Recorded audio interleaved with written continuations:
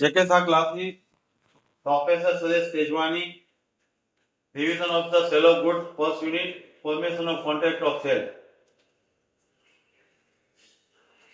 Cell of goods का bond यानी 1 जुलाई 1930 में इंपोज हुआ है। Sale of goods applicable to है whole of India. Chapter 7 of the Indian contract act में सेल ऑफ गुड्स है वो इंक्लूड किया हुआ था। कोई भी पॉइंट के लिए सेल ऑफ गुड्स साइलेंट है तो उसके लिए कॉन्ट्रैक्ट एक्ट एप्लीकेबल होगा। डेफिनेशन है कॉन्ट्रैक्ट ऑफ सेल की 4 and 1। सेलर एग्री और transfer to the buyer goods property of the goods for a price. Section 4 subsection 1 में आपको ऐसा बोला है सेलर ट्रांसफर और agree to transfer the property in goods to the buyer for a price. उसमें आपको 4(2) उसमें सेल की डेफिनेशन दिया है, सिर्फ इमीडिएट वर्ड ऐड करना है। Seller transfer immediately property in goods to the buyer, तो वो डेफिनेशन ऑफ द सेल हो जाएगा। Seller agree to transfer property in goods to the buyer in future, तो वो एग्रीमेंट टू सेल हो जाएगा। सेल है वो अभी करना है ट्रांसफर, एग्रीमेंट टू सेल में फ्यूचर में आपको ट्रांसफर करना है। सेल है वो एब्सोल्यूट है एंड एग्रीमेंट टू सेल है वो कंडीशनल है।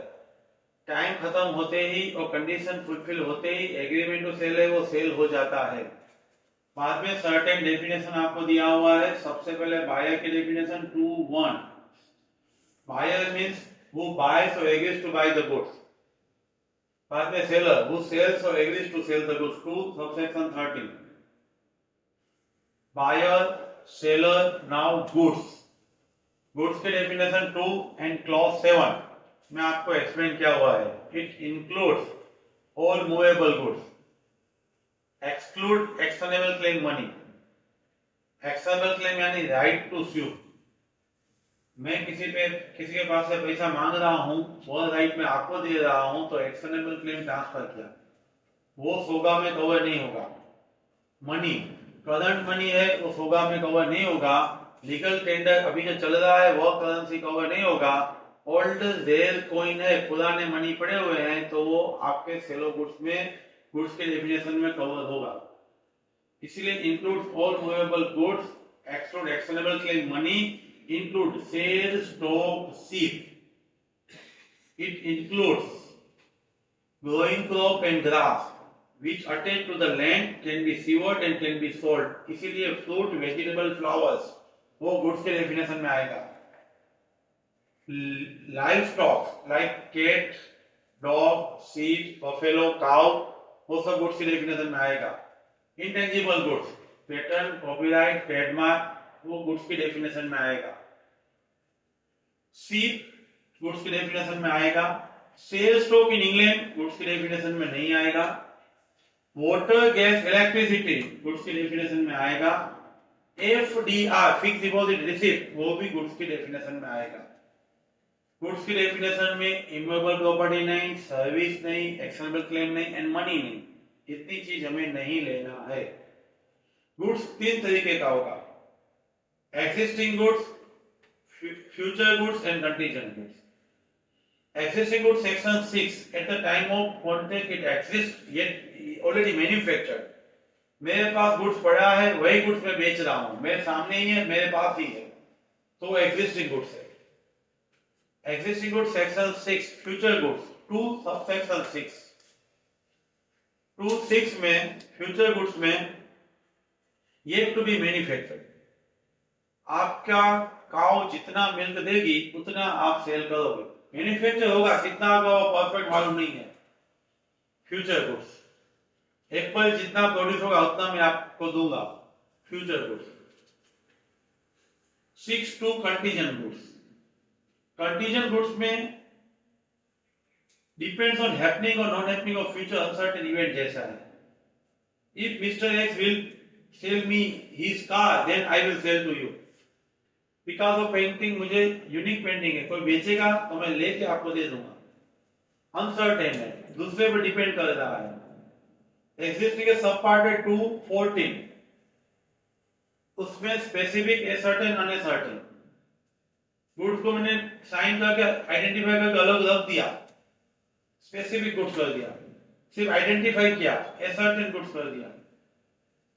बल्क में पड़ा था, मुझे तिरुपति ऑयल का डब्बा चाहिए, लेकिन मैंने डिस्क्राइब कर दिया, लेकिन उसमें साइन करके आइडेंटिफाई करके अलग नहीं रखा, अनएसर्टेन goods by description.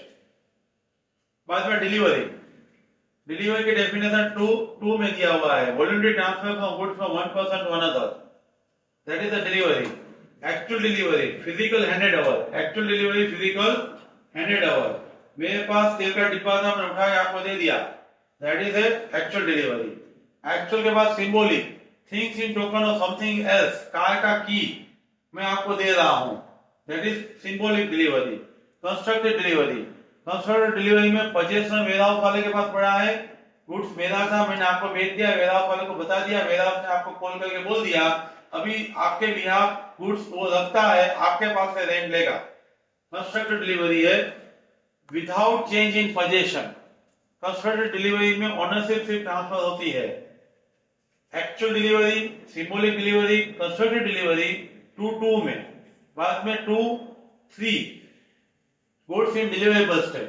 Ready to give delivery उतना सफिशिएंट नहीं है, सामने वाले को बोलना पड़ता है no to the buyer, buyer को बोल देंगे बाद में गुड्स है वो डिलीवरेबल स्टेट में है, ऐसा माना जाएगा।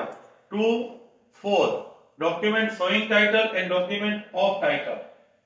सबसे पहले डॉक्यूमेंट शोइंग टाइटल वो proof of ownership, proof of control है, सिर्फ इंडोर्समेंट करके डिलीवरी करके गुड्स ट्रांसफर नहीं हो सकता है, स्पेसिफाइड फॉर्मेलिटीज प्रोसीजर फॉलो करनी पड़ती है। सेल सर्टिफिकेट है, आरसी बुक है, तो उसी दोनों में सिर्फ मेरे पास कार है, मैं आपको बेचना चाहता हूं तो आरसी बुक दे दूंगा तो नहीं चलेगा, मुझे रजिस्ट्रार को बताना पड़ेगा। सेल्स में सेल आपको बेचूंगा तो नहीं चलेगा, मुझे रिलायंस में फॉर्म भर के अप्लाई करना पड़ेगा, रिलायंस मेरा नाम निकाल के आपका नाम रखेगी और नया सर्टिफिकेट इश्यू करेगी। तो आपका शोइंग टाइटल में स्पेसिफाइड फॉर्मेलिटीज पूरी करनी पड़ती है। डॉक्यूमेंट ऑफ टाइटल वो प्रूफ ऑफ पोजीशन है, बिल ऑफ ट्रेडिंग है, वो फिगर सर्टिफिकेट है, वेयरहाउस कीपर सर्टिफिकेट है, रेलवे रिसिप्ट है, डॉक वारंट है, ये सब डॉक्यूमेंट्स है, वो आपका डॉक्यूमेंट ऑफ टाइटल है। उसमें सिर्फ इंडोर्स करके साइन करके आप दूसरे को डिलीवर करके डॉक्यूमेंट डिलीवर करके ऑफ टाइटल ट्रांसफर हो सकता है। उसके बाद price 2-10 money consideration for the contract of sale. मैं गुड्स डिस्ट्रीब्यूट करूंगा, सैंपल में दूंगा, एडवर्टाइजमेंट में दूंगा, गिफ्ट में दूंगा, डोनेशन में दूंगा तो सेल नहीं माना जाएगा। लेकिन कंसीडरेशन प्राइस विद गुड्स है, पुराना गाड़ी दिया 1 लाख कैश में दिया तो वो आपका प्राइस माना जाएगा, सेल माना जाएगा। सिर्फ गुड्स अगेंस्ट गुड्स है तो बार्टर है, वो सेल नहीं है, वो फुल प्राइस नहीं माना जाएगा। 2-10 के बाद 2-11 प्रॉपर्टी, यहाँ पे सेल ऑफ गुड्स में जनरल प्रॉपर्टी गुड्स ट्रांसफर होता है। मेरे पास कार थी, 2 लाख का लोन था और बैंक ऑफ बड़ौदा का लोन था, मैंने आपको कार बेचा तो बैंक ऑफ बड़ौदा के पास स्पेशल प्रॉपर्टी कंटिन्यू रहेगा, पहला राइट बैंक ऑफ बड़ौदा का up to 2 lakh. Special property will be bank only in case of sale of goods general property is transfer from the A to B. Absolute property transfer हो जाती है, लेकिन loan की amount जितना interest है वो तो बैंक का ही रहेगा। 2-10, 2-11, 2-9 मर्केंटाइल एजेंट। मर्केंटाइल एजेंट में in ordinary course of business in the ordinary authority day to day routine, किसी को आपने पावर दिया है, वो बंदा गुड्स ए ने बी को पावर दिया गुड्स बाय करने का, सेल करने का, गुड्स से वो प्लेस करके लोन लेने का, ये सब राइट जिस बंदे को दिया गया है ऑर्डिनरी कोर्स ऑफ बिजनेस में, वो मर्केंटाइल एजेंट माना जाएगा। बाद में है 2-8 इंसॉल्वेंसी।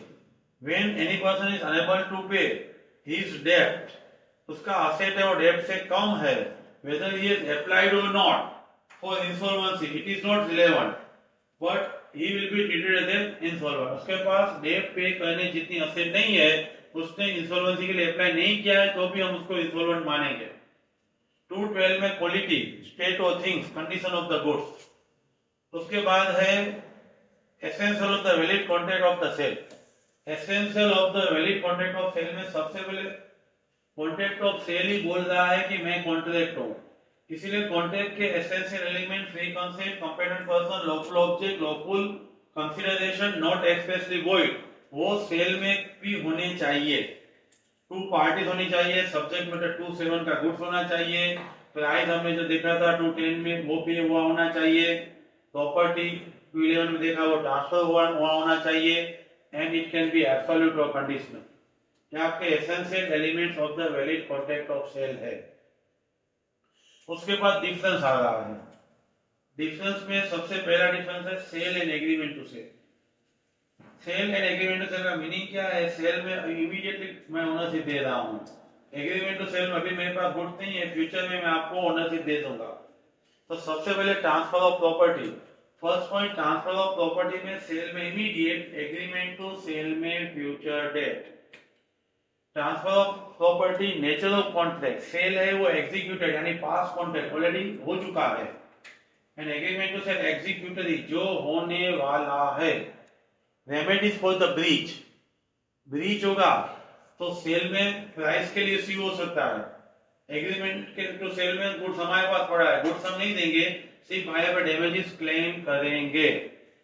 लायबिलिटी, गुड्स की लायबिलिटी सेल में सेल कर दिया है तो बायर की रहेगी, एग्रीमेंट टू के सेल में, एग्रीमेंट टू सेल में सेलर के पास पड़ा है तो सेलर का लायबिलिटी रहेगा।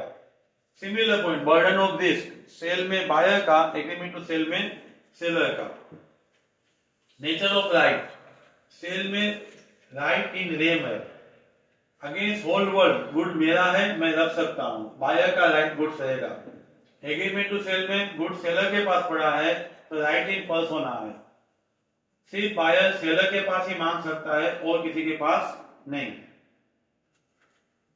सबसे पहले आपने ट्रांसफर ऑफ प्रॉपर्टी देखा, nature of contract, remedies for the breach, liability, burden of risk, nature of right, right to resale. Sale में बायर बोनाफाइड परचेजर को गुड सेल कर सकता है, एग्रीमेंट टू सेल में नहीं कर सकता है। Insolvency in case of A seller, seller insolvent होगा तो ऑफिशियल असाइनी बायर के प्राइसेस, बायर के पास से सेल में प्राइस स्यू करेगा, सेल में प्राइस स्यू करेगा। एग्रीमेंट टू सेल में सिर्फ सेलर इंसॉल्वेंट हुआ है तो गुड सप्लाई करेगा नहीं। अब बायर इंसॉल्वेंट हो रहा है तो बायर के ऑफिशियल असाइनी के पास से सेलर प्राइस स्यू करेगा, एग्रीमेंट टू सेल में डैमेजेस स्यू करेगा, गुड्स तो उसके पास ही पड़ा हुआ है, प्राइस स्यू नहीं हो पाएगा। बाद में difference between sale and hire purchase, sale and hire purchase में हायर परचेस का पहले मीनिंग दिया हुआ है, purchaser is transfer from one person to another person again fixed installment, stipulated installment, एक अमाउंट आप मुझे पे करोगे इसीलिए एवरी मंथ, इसीलिए मैं आपको गुड्स का पोजीशन दे रहा हूं, जब आप लास्ट इंस्टॉलमेंट पे करोगे तभी मैं ओनरशिप ट्रांसफर करूंगा। इन बिटवीन आप कभी भी टर्मिनेट कर सकते हो, गुड्स मुझे वापस दे सकते हो, आपने जितने मुझे इंस्टॉलमेंट पे किया है ना वो भूल जाओ, बाकी के इंस्टॉलमेंट पे करने की जरूरत नहीं है। पहले हायर परचेज एक्सप्लेन किया है, बाद में सेल एंड हायर परचेज का डिफरेंस आपको एक्सप्लेन किया है। Time of passing the property, sale में इमीडिएट ट्रांसफर, ओनरशिप ट्रांसफर हो जाती है, हायर परचेज में लास्ट इंस्टॉलमेंट पे करते हो तभी ओनरशिप ट्रांसफर होती है। Position of the party, hire purchase में बेली है लेने वाला, हायर बेली है, जब सेल में लेने वाला बायर है वो ओनर हो जाता है।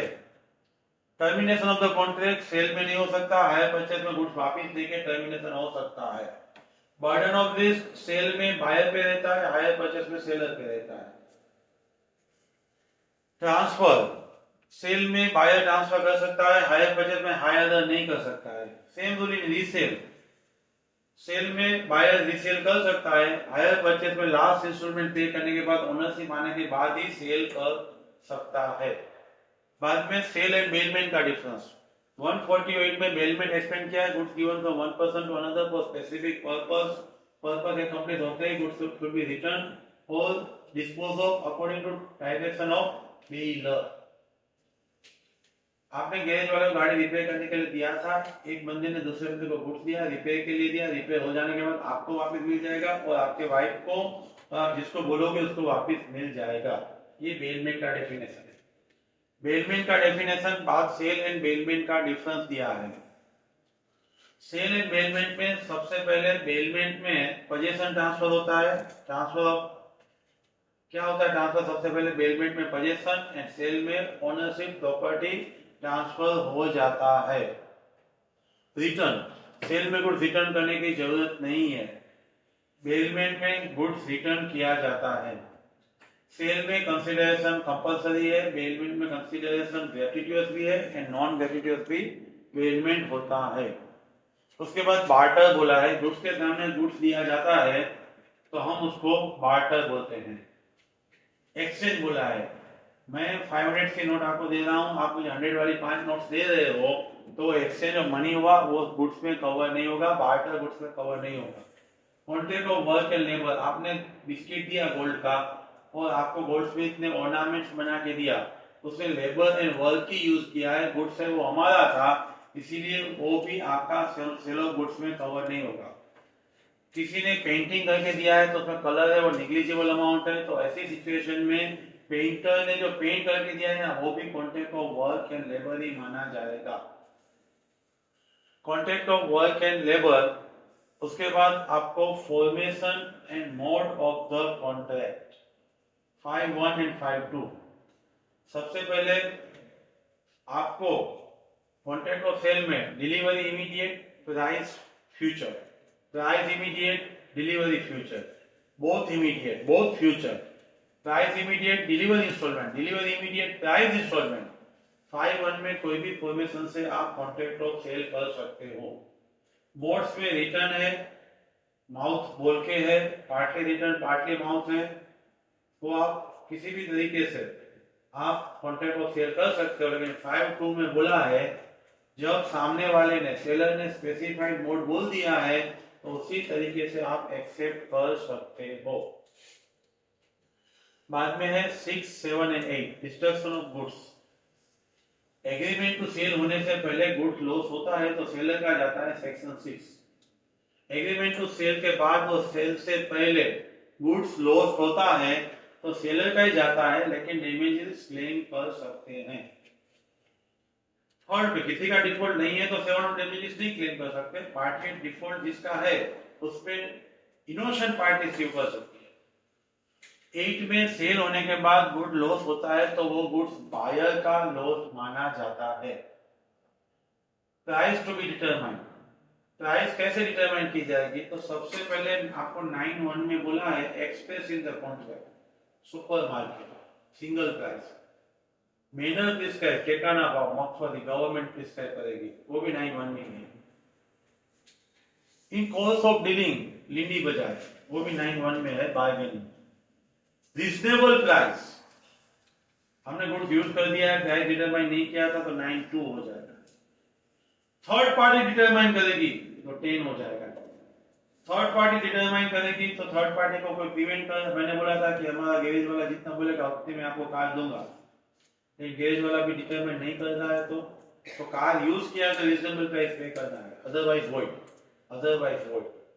यूज किया, कॉन्ट्रैक्ट इन्फोर्स हुआ तो रीजनेबल प्राइस पे करना है, अदरवाइज वॉइड। पार्टी ने प्रिवेंट किया, मैं और आप किसी गैरेज वाले को जाके धमका देते हैं, बोलते हैं आपको प्राइस डिटरमाइन नहीं करना है, तो at that time party at fault, जिसने गैरेज वाले को मना बोला है, वो इनोसेंट पार्टी को डैमेजेस पे करेगा। 11 price, stipulation of the price. Contract में कोई नई बिल बोला है तो प्राइस आगे पीछे चलेगा, इमीडिएट पे करना जरूरी नहीं है, लेकिन स्टिपुलेशन ऑफ डिलीवरी सेक्शन 11 के मुताबिक डिलीवरी करना इमीडिएट जरूरी है। कोई नहीं बोला है तो भी कॉन्ट्रैक्ट ऑफ सेल में गुड्स की डिलीवरी इमीडिएट करना है एंड प्राइस है वो आप आगे पीछे पे करेंगे तो चलेगा। Thank you very much.